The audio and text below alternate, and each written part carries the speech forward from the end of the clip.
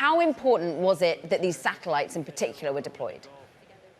Well, I would say this was the exact kind of test flight that SpaceX really needed to achieve after that volatile year you explained.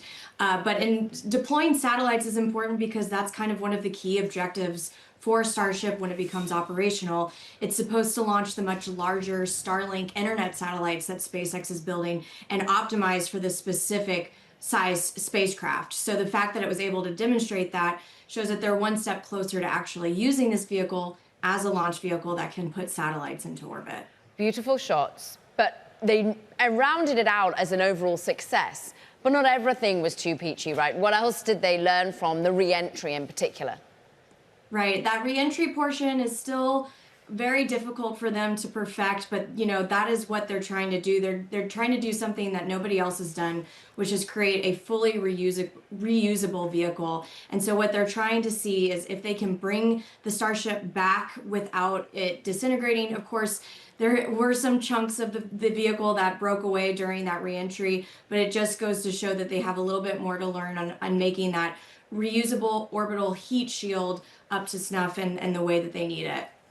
They say time and time again that sort of failure is the learning process here, but they had a run-up of failures in the years, so this was a key test. Just remind us how this goes forward to replace Falcon 9, because already they've won big contracts with NASA to use this.